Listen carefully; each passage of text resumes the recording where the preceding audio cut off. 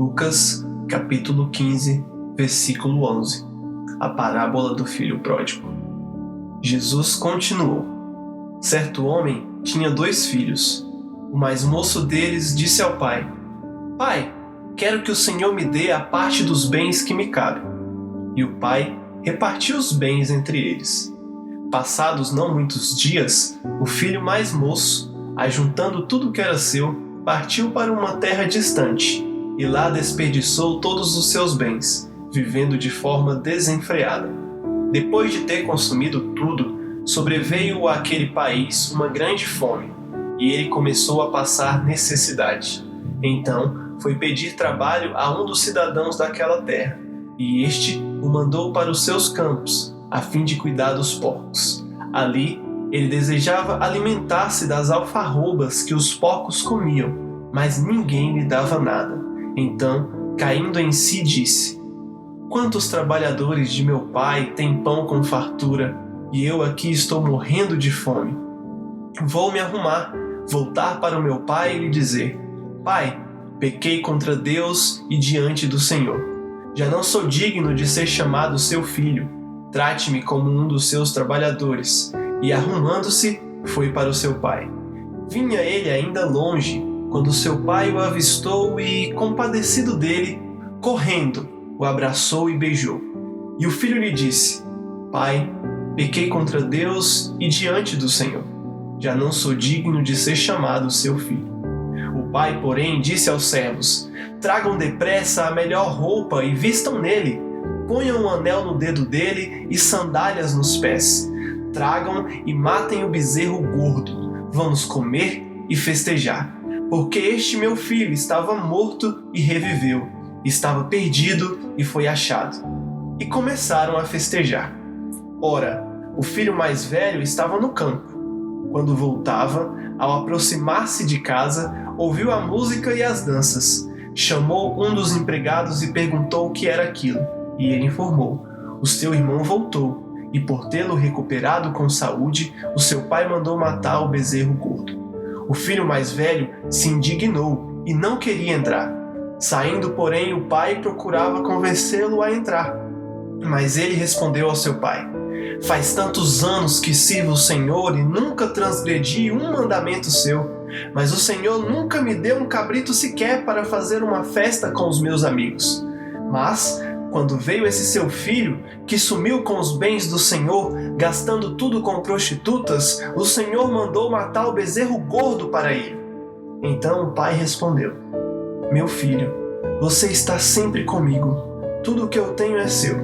Mas era preciso festejar e alegrar-se, porque este seu irmão estava morto e reviveu. Estava perdido e foi achado. Graça e paz, meus irmãos, é com muito prazer que estamos aqui mais uma vez para podermos cultuarmos a Deus. E eu peço a você, já que reunido com a sua família, possamos orar nesse momento. Senhor Deus, nós rendemos graças a Ti, porque mais uma vez temos um privilégio de ouvirmos a Tua Palavra. Que a Tua Palavra possa gerar não apenas conhecimento em nós, mas fé. Que possamos cada dia mais caminharmos e prosseguirmos, Senhor, no conhecimento da Tua Palavra, do conhecimento do Senhor. Que o Senhor venha falar aos nossos corações. Que possamos ser impactados nessa noite com o poder da Tua Palavra.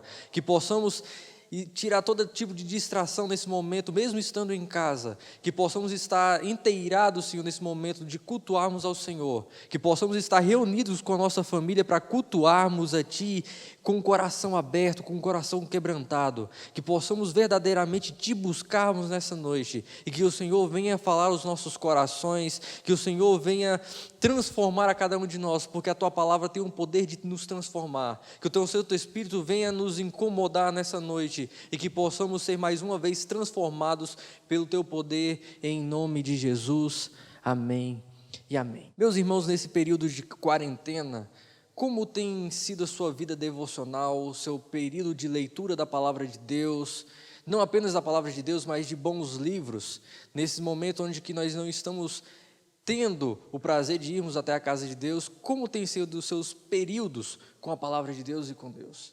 Que você possa estar nesse momento, nesse período de pandemia, você possa estar refletindo na sua vida espiritual, você possa estar refletindo como anda a sua vida com Deus, e que você possa ver que cada vez mais nós devemos nos esmerarmos em buscar a sua vontade, buscarmos a Deus cada vez mais.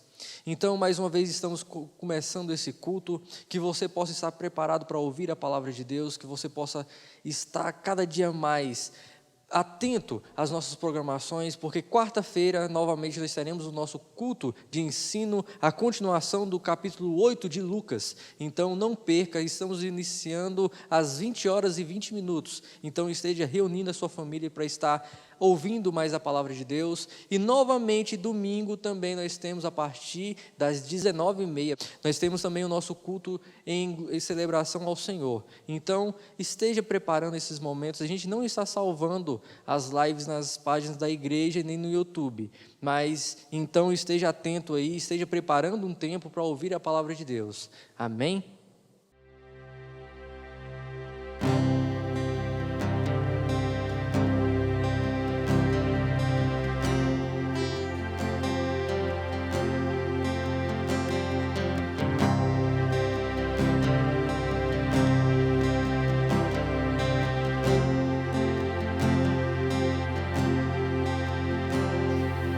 Ele é a imagem do Deus invisível.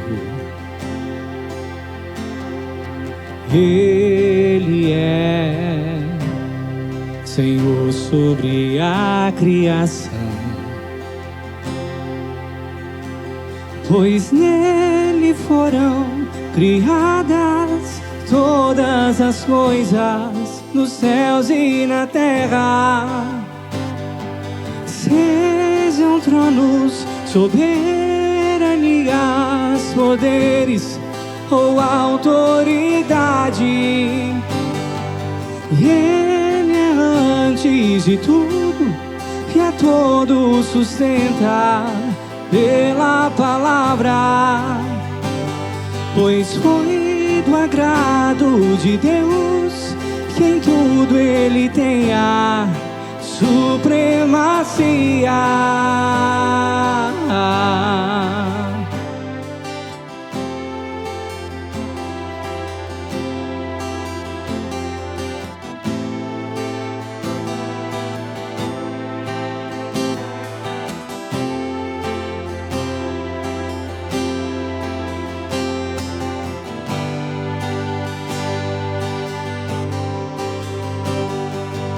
Ele é o esplendor da glória do Pai.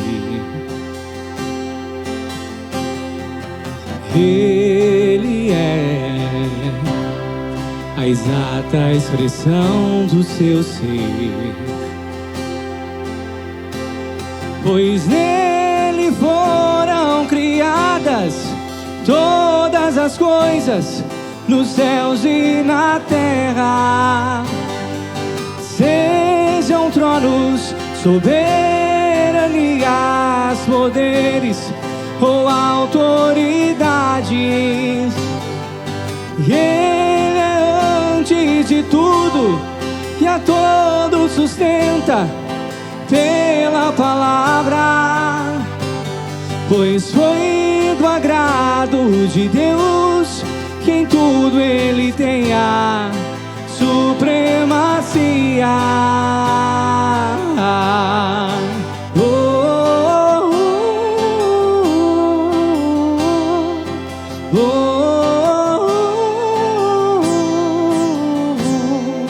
oh,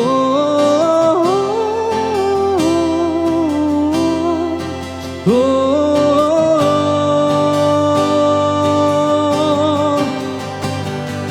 Já não há mais nada que a Ele não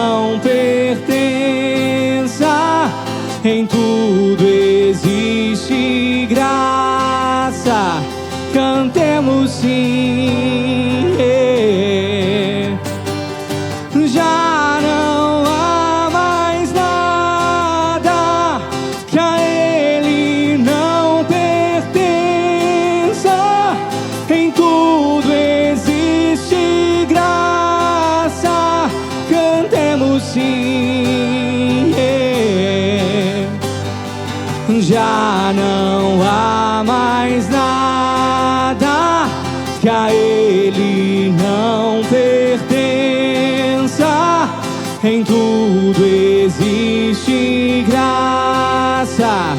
Cantemos sim, já não há mais nada que a Ele não pertença. Em tudo existe graça. Cantemos sim.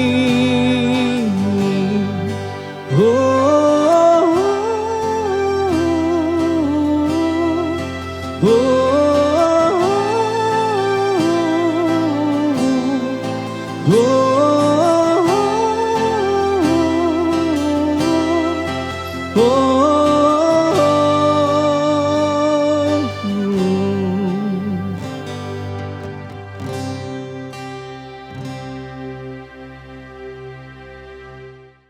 A parábola do filho pródigo, listada no capítulo 15 do Evangelho de Jesus Cristo, segundo escreveu o médico Lucas, o único gentil a ter um escrito inserido no cânone sagrado. É sem dúvida uma das mais conhecidas de todas as histórias bíblicas, se não a mais conhecida.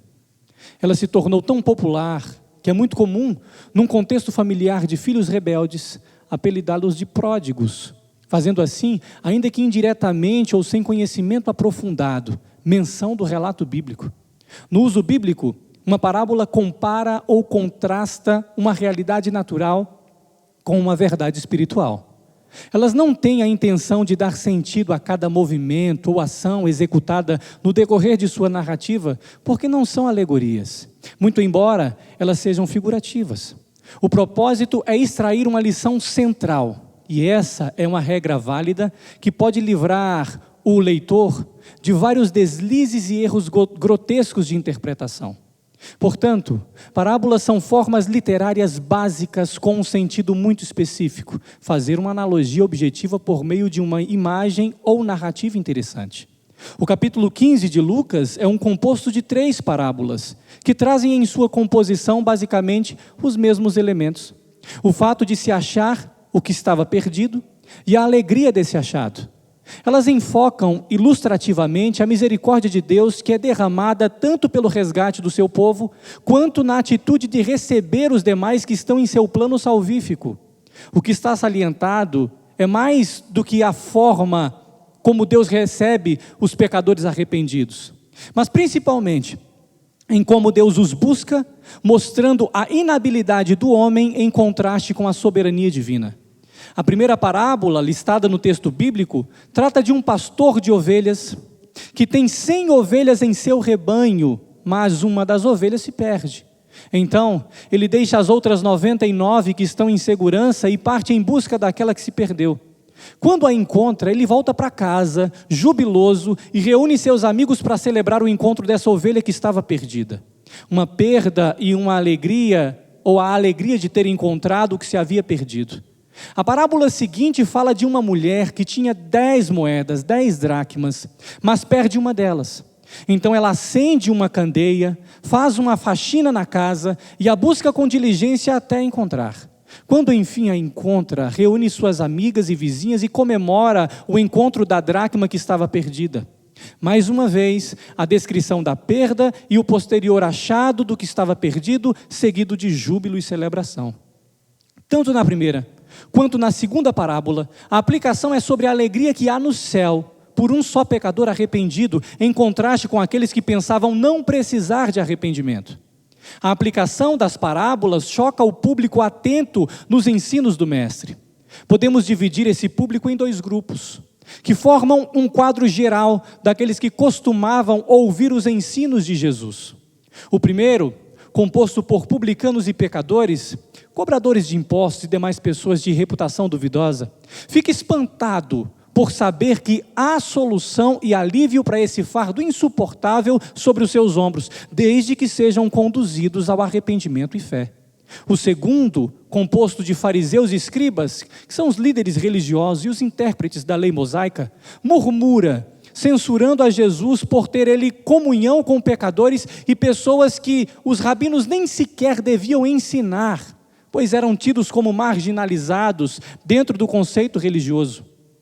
Então, a terceira parábola, a chamada parábola do filho pródigo, choca ainda mais, por mostrar a figura de um pai que eles, tantos marginalizados quanto os religiosos, nunca conheceram.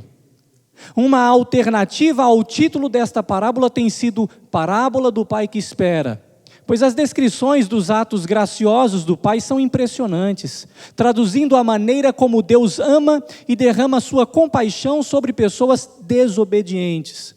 Outra temática possível talvez seja Parábola do Irmão Insensível, pois ela também revela a insensibilidade dos líderes judeus em acolher pecadores arrependidos, como os publicanos, que eram considerados traidores pelo fato de trabalharem para o Império Romano, extorquindo os seus patrícios e enriquecendo ilicitamente. Bem como e principalmente os gentios, pois não faziam parte do seu povo, sendo, portanto, pessoas cuja conduta era incompatível com a observância da lei de Deus. Nesse impressionante registro de Lucas 15, nós encontramos várias lições profundas sobre graça, perdão, arrependimento e o sentimento de Deus em relação aos pecadores. Esses elementos também estão de tal maneira visíveis na parábola que todos deveriam reconhecê-lo. Pois bem, Jesus inicia sua ilustração falando sobre uma família composta de um pai que tem 2 filhos, um mais moço e um mais velho.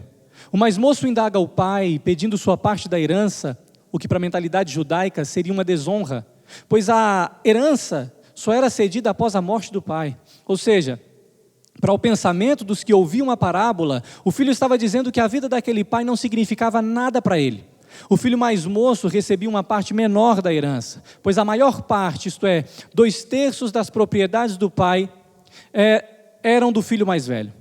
Ocasionalmente, o pai entregava o patrimônio ao filho, mas retinha o usufruto da renda. Ou seja, o pai não podia se desfazer do patrimônio, mas o filho podia vendê-lo. Contudo, caso o filho vendesse o patrimônio, o comprador não podia tomar posse antes da morte do pai.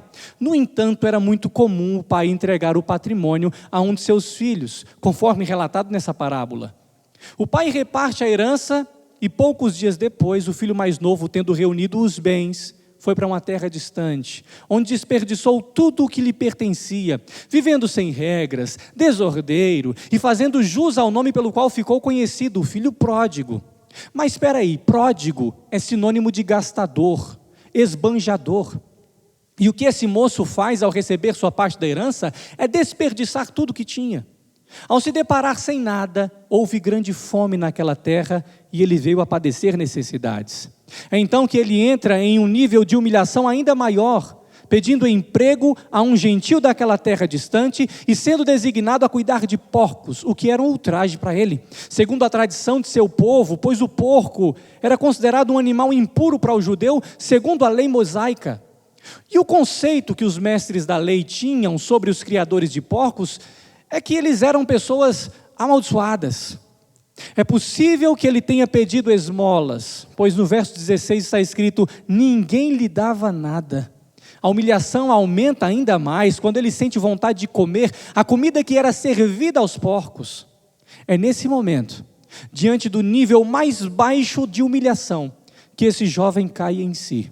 Mas não, ele não se arrependeu no sentido de uma metanoia, uma mudança de pensamento. Ele apenas volta o seu pensamento para a condição de onde ele havia saído, ou seja, as regalias da casa do pai, em contraste, claro, com a condição que ele agora se encontrava. Uma maneira simples de nós ilustrarmos isso, contextualizando, é pensarmos o seguinte: quando nós empreendemos algo que tem grandes chances de dar errado, isso é, quando nós teimamos em ir para determinada direção, mas sob as advertências de quem está de fora da situação, e vê com mais clareza que a nossa negligência não nos levará a um bom lugar, culminando então na consequência de nossa desobediência, que é nada sair conforme nós planejamos, vem aquele sentimento de remorso. E então nós exclamamos num tom de indagação: por que eu não dei ouvidos? Ou ainda, onde é que eu estava com a cabeça quando continuei com esse projeto? Acredito ter sido esse o tipo de pesar que esse jovem teve quando caiu em si. Ele, nesse momento, chega a uma constatação que corrobora com essa posição, quando no verso 17 está escrito: quantos empregados de meu pai têm comida de sobra e eu aqui morrendo de fome? A falta de conhecimento acerca do caráter do pai o leva a pensar que ele não seria mais recebido como filho, e sim como empregado. Havia uma parábola rabínica que dizia que quando o filho era resgatado da escravidão pelo pai, ele nunca mais deixaria de estar debaixo de servidão. Agora ele seria escravo do pai, para aprender a ser obediente.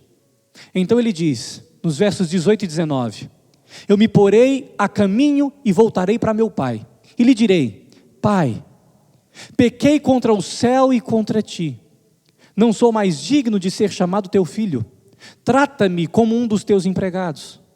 Agora fica claro que o processo passou de um mero remorso para um sincero arrependimento, pois há uma tomada de ação, em que ele deixa a vida em que agora está e parte para uma nova vida. Se o filho pródigo tivesse ficado parado por causa do desespero, ou permitido que o pavor tomasse conta de sua alma pela sombria dor, teria perecido longe da casa paterna, como é de se temer que muitos perecerão, porque a sua tristeza pelo pecado os conduz a uma arrogante incredulidade, a um voluntário desespero em relação ao amor de Deus. Porém, ele foi sábio, pois sacudiu a sonolência de seu desalento e com uma resoluta determinação disse: levantando-se, vou para o meu pai. Mas aí vem a surpresa para esse filho e para os ouvintes dessa parábola. Ao que parece, o pai já estava aguardando ansioso o retorno do filho. Ao avistá-lo de longe, o pai quebra o protocolo, ele foge do decoro e sai correndo em direção àquele filho. Para um homem judeu, idoso e proeminente como esse pai, além de incomum, era uma falta de ética sair correndo por aí. Quem corriam eram as crianças, não os mais velhos. Ele deixa de lado então a própria dignidade. A figura do pai é a que mais aparece em todo o texto. Não um pai carrasco, tirano ou déspota, mas um pai pródigo em amar, um pai extravagante em graça, que recebe o filho desordeiro e gastador e o restaura à posição outrora abandonada e desprezada. Daí surge a percepção de um sincero e completo arrependimento quando a atitude do pai o constrange. Pois antes que o pródigo recitasse a fala que ele havia ensaiado, o pai o interrompe, mandando que os seus servos o vistam com a melhor roupa, e a melhor roupa seria a do próprio pai. Mas nesse caso, como a herança havia sido repartida e a parte que sobrara seria do filho mais velho, pois o pródigo já havia gastado toda a sua parte na herança, as roupas do filho mais velho é que seriam usadas por ele, como um sinal de honraria. Pediu também que lhe colocassem no dedo o anel de sinete, ou de selar, que era equivalente à restauração de filiação. Esse filho tornou a pertencer àquela família. Mandou ainda que lhe colocassem sandálias em seus pés. Só os escravos andavam descalços. Isso tudo equivale à restauração de posição familiar. Na dieta judaica, a carne não fazia parte do dia a dia, mas entrava apenas em ocasiões especiais. Como a ordem era para que festejassem, pois o que antes estava perdido foi achado, e o que antes estava morto reviveu, o pai manda que preparassem o bezerro cevado, ou seja, o mais gordo, guardado exclusivamente para uma celebração importante, uma ocasião especial. A atitude de celebração e alegria se assemelhava ao sentimento do pastor, que encontrou a ovelha perdida, e da mulher que encontrou a moeda perdida. A festa no céu, quando um pecador se arrepende, era justamente o que se esperava por um momento tão grandioso. Aproximando-se do fim do dia, outra figura entra em cena. O filho mais velho está voltando dos trabalhos no campo e percebe uma movimentação. Ele percebe o barulho da música, as risadas e as danças. Ele chama um dos empregados e pergunta do que se tratava aquela festa. O pai não havia lhe comunicado nada sobre a ocasião, mas a resposta do servo não o deixa nada contente com a situação. O filho mais moço havia retornado ao lar, e o primogênito não aceitava isso, muito menos se alegraria com a notícia e se recusa a entrar na casa. A extravagância do filho mais velho se revela no nível de desprezo e amargura que ele sentia pelo seu irmão.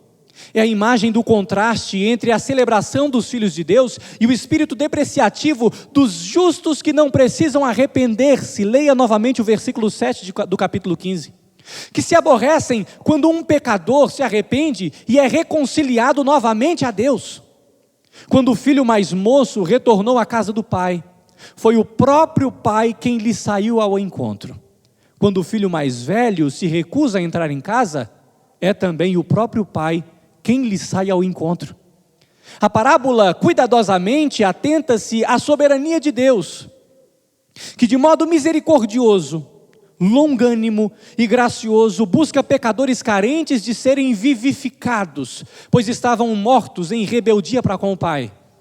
O questionamento do filho mais velho ao bondoso pai é que ele sempre foi o filho certinho, sempre obediente em tudo, servindo ao pai voluntariamente. Contudo, o pai nunca o havia presenteado com um cabrito, que por sinal era um animal de valor monetário inferior ao bezerro cevado, para que ele pudesse festejar com seus amigos. Mas ao mais moço, que teria sido inconsequente, gastando tudo o que tinha com meretrizes, o pai mandou então matar o bezerro cevado, matar o melhor animal. A indagação do filho mais velho é tão grande que ele nem se dirige de forma respeitosa ao pai, nem considera o filho pródigo como seu irmão, mas se refere a ele, como está no versículo 30, este teu filho. O pai lhe replica com uma verdade magnífica e atordoadora ao mesmo tempo. Ele diz: meu filho, tu sempre estás comigo, e tudo que é meu é teu. Apesar de nunca ter saído da casa do pai, ele nunca teve comunhão com o pai. Nunca se considerou dono daquilo que o pai tinha. Era voluntário em obedecer, esperando algo em troca, presentes. A famigerada teologia do cabrito. O filho mais velho tem todo o rebanho do pai, mas a lei do débito e crédito o leva a aguardar o que ele achou que merecia. A meritocracia predomina na mente desse filho mais velho e o leva à lógica de que se ele trabalhou mais, então ele tem mais direitos. Se ele foi mais dedicado, o justo é que ele receba mais méritos, que ele seja reconhecido como melhor, como filho obediente que sempre foi. As suas tentativas e ambições de fazer tudo certinho, ou ser o politicamente correto, ao invés de amar o pai e servir com um coração grato, o afastaram da comunhão e da intimidade.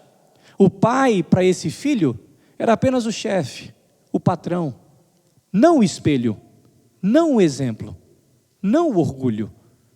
A atitude dele, no final das contas, se assemelhava à atitude do filho pródigo quando deixou a casa do pai. O único interesse eram os bens. No final das contas, ele queria sacar o que havia depositado no decorrer dos anos. Estar na casa do pai não se resumia em comunhão, mas em interesse. Não era apenas o pródigo que havia se perdido saindo da casa do pai. O filho mais velho também estava perdido, ainda que estivesse dentro de casa. Meu querido irmão, quem sabe você se encaixe na figura do filho mais moço, que saiu de casa para uma terra distante. Pegou o que Deus lhe havia dado e gastou de uma forma que não o glorificava. Sua inteligência, suas capacidades físicas, seu corpo, tudo que lhe foi dado para a glória de Deus, mas que você usou e tem usado para a sua própria satisfação egoísta, seus prazeres desenfreados, seus desejos mais íntimos e depravados. Pegou o que você julgava ser seu de direito e acabou com tudo, bebendo do cálice dos prazeres até a última gota. O pecado nos leva ao declínio. Um abismo faz separação entre nós e Deus. Vem um abismo após outro abismo nessa nossa conduta de pecado desenfreado. Isso nos faz descer até o fundo do poço, servindo a esse Senhor dessa terra longínqua, que pode ser o dinheiro, pode ser o prazer carnal, pode ser o seu próprio ego, o mundo, as suas vantagens, ou no fim das contas o próprio diabo. As nossas iniquidades fazem separação entre nós e Deus. Causam um abismo relacional, e a prática do pecado leva-nos a afastar ainda mais, e esse abismo só cresce. Ao chegarmos ao fundo do poço, vem aquela sensação de: por que eu tomei essas escolhas? E aí, aquelas capacidades mentais que o Senhor colocou em nós, nosso senso de moralidade, as coisas criadas por Deus e até mesmo o curso dessa história, nos fazem perceber que existe um ser onisciente, onipresente e onipotente que criou de forma inteligente todo o universo conhecido e desconhecido, que se revela a nós de uma forma relacional, nos proporcionando e nos atraindo a um nível de percepção das coisas que nós não tínhamos antes, ou das situações que nós nos encontramos sujos, com fome e desejando nos alimentar com aquilo que é desumano. Por não conhecermos o caráter, os atributos e a personalidade de Deus, nós pensamos que o único lugar que nos cabe na casa é a despensa dos empregados. Até decoramos um tipo de reza ou crença para nós citarmos a Deus antes de sair em sua procura. Mas nós estamos cansados, fracos, estamos com fome, estamos nos sentindo perdidos, como se essa nossa busca fosse vã. Estamos rodando em círculos, talvez não encontremos o caminho de volta, ou talvez, quando nós chegarmos aos portões da cidade, os juízes nos condenem e nos matem. Mas antes de pensarmos em sair ao seu encontro, o Senhor já estava à nossa espera. Pois não fomos nós quem o escolhemos, mas Ele nos escolheu a nós. E antes que os juízes dessa terra, ou todos os que se acham no direito de nos julgar e condenar, nos vissem, Ele saiu correndo ao nosso encontro. Ele quebrou o protocolo imposto pela sociedade religiosa, as doutrinas dos homens que fecham as portas da salvação para aqueles que querem entrar, impondo julgos tão pesados que até mesmo eles são incapazes de carregar. Ele já se encontrava às portas da cidade antes ainda de nós cairmos em nossa consciência racional, e Ele nos aguardava chegar, dia após dia, em sua paciente espera, sabedor de que a sua graça é irresistível. E enquanto fomos pródigos, agindo desordenadamente, exageradamente, gastando todas as nossas capacidades mentais e físicas para o nosso próprio prazer egoísta, Ele foi pródigo em nos amar e extravagante em graça para nos receber e aceitar. Nossas vestes são mudadas, e se antes nós estávamos vestidos com trapos de imundícia e de pecado, em todas as suas escalas, Ele agora nos veste com as melhores roupas de um sacerdote real, pois nós fomos adquiridos e aceitos quando vestidos com a justiça perfeita de Cristo. O anel e as sandálias dizem respeito ao nosso endereço, à nossa família.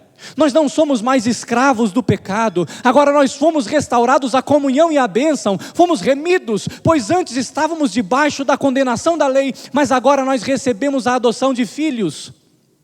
Porque não recebemos o espírito de escravidão para outra vez estarmos com temor, mas recebemos o espírito de adoção pelo qual clamamos: Abba, Pai. Agora nós temos acesso à mesa do Pai. Na festa da salvação nós podemos entrar, onde há júbilo, celebração e completa alegria por um pecador que se arrepende. Mas as palavras poderiam se encerrar aqui. Essa pregação acabava agora, seria um final feliz. Mas havia um grupo de ouvintes que estava escandalizado com tudo isso. Você se lembra dos religiosos fariseus e escribas? Pois bem, eles também eram alvo da parábola. A figura que entra em cena pode também se identificar muito bem com você, assim como se identificou com o grupo de fariseus e escribas, o filho mais velho. Uma figura que aparentemente não apresenta nada de errado. Ele é obediente, nunca saiu da casa do pai, sempre o serviu voluntariamente, fazendo tudo o que lhe era pedido, fazendo tudo aquilo que lhe era colocado à frente para que ele fizesse. Se nós pararmos para pensar, quantas vezes nós também fazemos tudo certinho? Nós oramos, às vezes levantamos pela manhã, fazemos a nossa oração ali, matinal. O filho mais velho também era assíduo na prática da oração. Os fariseus oravam para valer, mas ele nunca sai dos extremos, porque se tudo vai bem, ele ora com regularidade, mas quando as coisas dão errada, ele quase para de orar e vice-versa.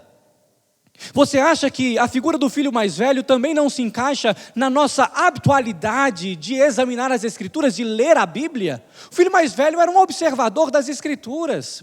Os escribas, eles interpretavam a lei. Ele aprendeu as sagradas letras e ele se empenha em cumpri-la, mas a sua motivação é completamente egoísta. Ele cumpre para que ele seja visto e aclamado como homem de Deus. Jesus, em certa ocasião, cita o profeta Isaías, condenando essa motivação de viver de aparências. E ele diz: este povo honra-me com os lábios, o seu coração, porém, está longe de mim. O filho mais velho não sabe receber críticas. Quantos de nós, muitas vezes, não nos deparamos também em momentos assim, quando somos criticados, quando nós recebemos essas críticas, nós agimos com tremenda violência, ou então nós entramos numa depressão espiritual. Enfim, o ambiente de vivência do filho mais velho são sempre os extremos. A lei do filho mais velho se resume nisso, preste bem atenção: eu obedeço, portanto eu posso entrar. Só que o evangelho não foi feito para quem quer méritos. O evangelho, de forma clara e simples, diz: Deus me escolheu por causa da obra de Cristo, portanto eu obedeço. Você não tem que tentar ser o melhor a fim de você receber a sua recompensa. Se assim você proceder, você já terá recebido a sua recompensa, o reconhecimento dos homens. Todavia, o reconhecimento dos homens não significa a aprovação de Deus. O filho mais velho está interessado em mostrar as aparências, atrair os aplausos dos homens por aquilo que aparentam. Deus não olha para o que está por fora, como faz o homem. Antes, Ele olha para o coração.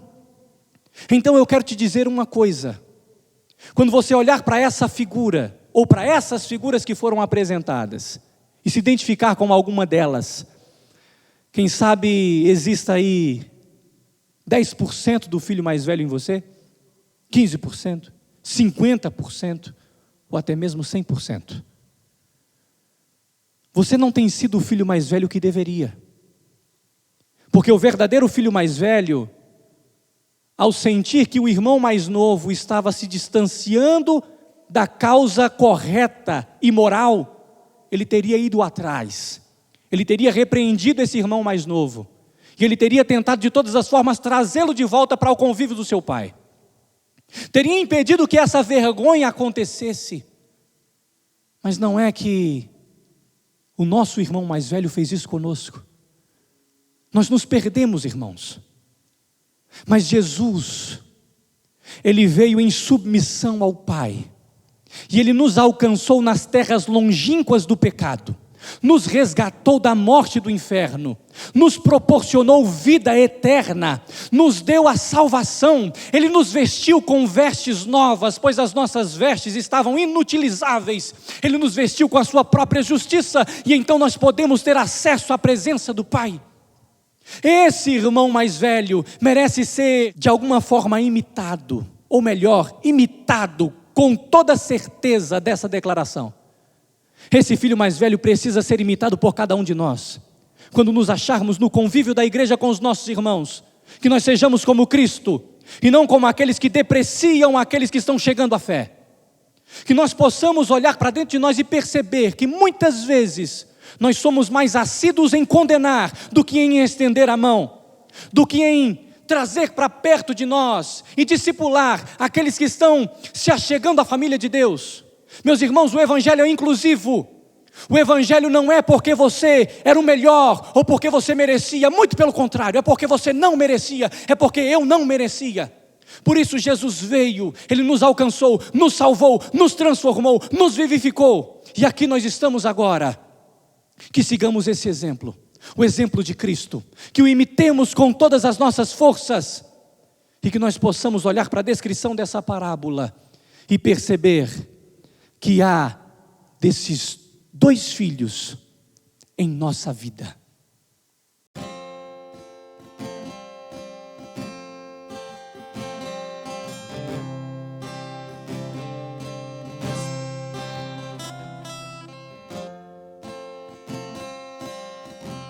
Descubro quem eu sou, tua palavra me diz. Entendo quem eu fui, quem não mais quero seguir, não.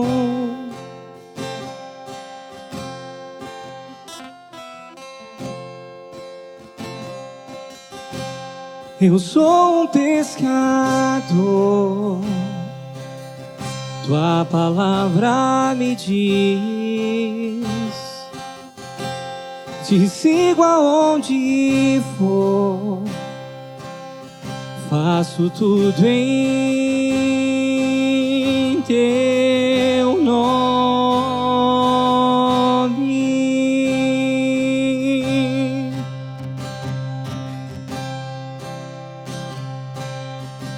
E sou mais que um vencedor, sendo que eu sempre fui o segundo em tudo que eu vivi.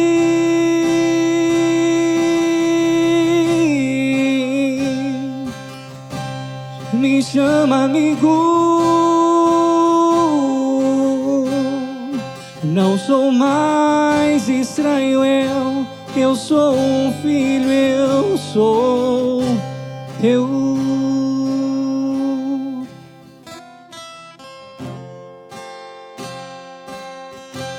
Tu és o bom pastor, tua palavra me diz.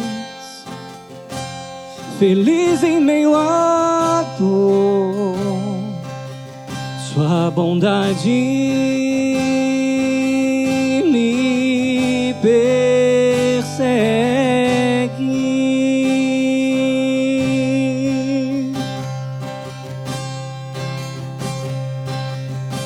E sou mais que um vencedor, sendo que eu sempre fui o segundo em tudo que eu vivi.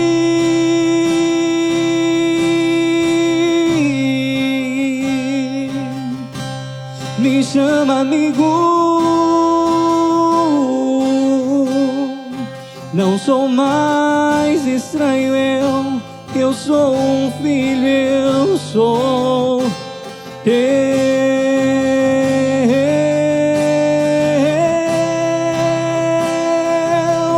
eu fui encontrado, sendo que eu sempre fui o esquecido em tudo que eu vivi.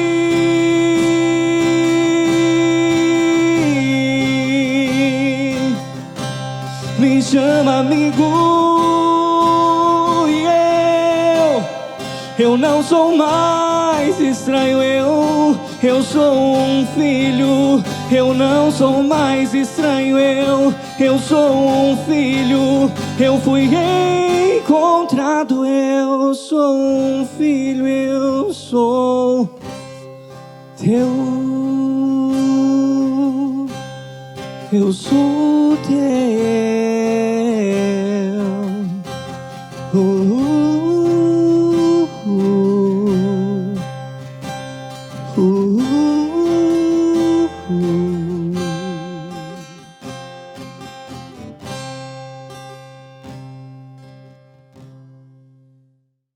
Depois de uma palavra como essa, nós precisamos refletir sobre a nossa vida, sobre as decisões que temos tomado, sobre a conduta que nós temos vivido durante a nossa vida cristã. E eu gostaria de orar com você e orar por você. Que nesse momento nós possamos reconhecer verdadeiramente as nossas faltas e falhas. E se não for para viver como Jesus, para imitá-lo, para servi-lo de todo o coração, não vale a pena. Não vale a pena continuarmos com perspectivas erradas. Porque perspectivas erradas levarão sempre a decisões erradas. Vamos orar nesse momento. Curve a sua cabeça e feche os seus olhos.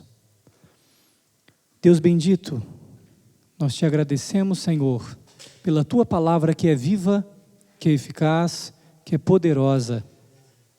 Te agradecemos, ó Deus, e pedimos que o Senhor possa fazer uma obra extraordinária em nossa vida, uma verdadeira limpeza em nossa alma, uma faxina em nosso coração.